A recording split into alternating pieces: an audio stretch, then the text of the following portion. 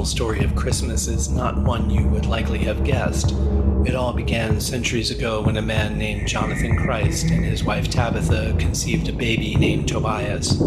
Tobias was a normal child in every way, until his 14th birthday, that is, when his father got drunk and started beating and molesting him. His only birthday gift, a series of small metal balls inside metal housings looped through a string, sat on the other end of the bed. All he could do was stare helplessly at them until it was over. For the next 2 long and painful years, Tobias withdrew deeper and deeper into himself, while his mother obediently did nothing to stop the ongoing horrors.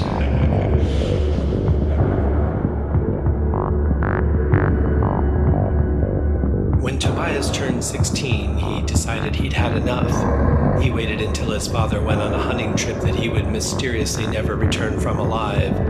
A search party found what remained of him a few days later, but no one suspected sweet, quiet Tobias M. Christ, except his mother, who became increasingly terrified of her only child.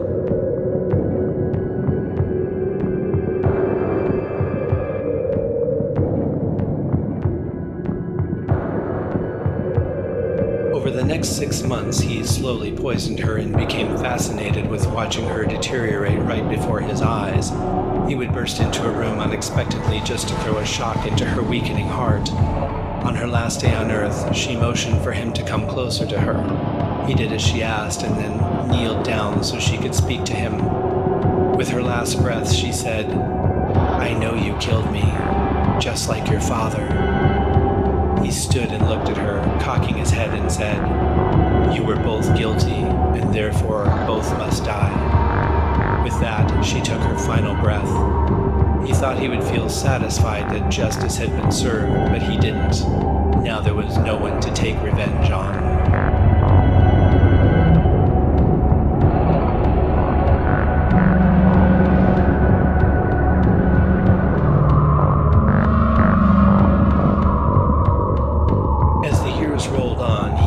Fascinated with medicine and started dissecting dead animals to learn how bodies worked.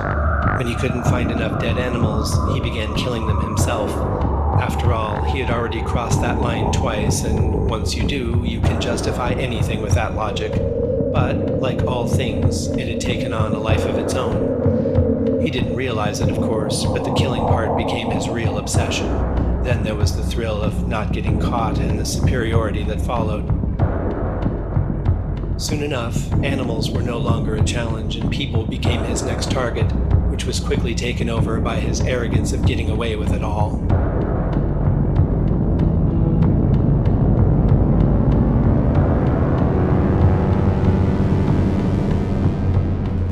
The next natural step in his horrific progression was to bait the police and see just how far he could go before anyone figured out he was murdering the townspeople and strangers alike. After he was done taking his victims into the woods and torturing them, all in the name of science, of course, he would pack their remains in bags or sheets or whatever he could find and tie them to a sled pulled by a horse. His calling card was a string of small bells that dangled from the bobtail of the horse, and they would jingle as it ran, drawing the attention of the townsfolk to discover the remains of his most recent victim.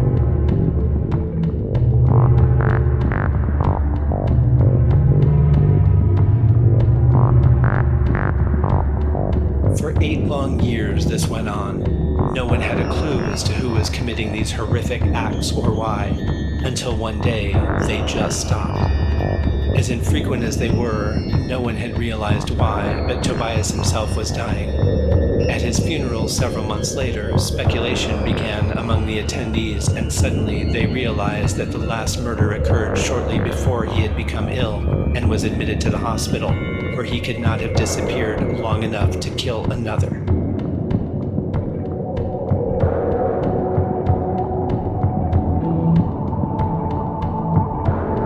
In great anger, they searched his home. They found the only possession he had left, a string of bells. When they discovered those, they knew for certain they had the right man. They dragged him from his coffin, buried his body and the bells with it.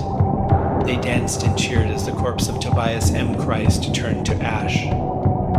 When the town reverend was told what was happening, he rushed over and admonished the townsfolk for celebrating the death of one of God's creatures, no matter how filled with sin he had been. He ordered them into an immediate mass where they begged for forgiveness. Over time, that night became known as Christ's Mass, and, as it happens with most of history, the story had been changed into one of celebrations and presents and bells that jingle. Only, people today do not realize that the story is told from the point of view of the corpses dragged by the horse.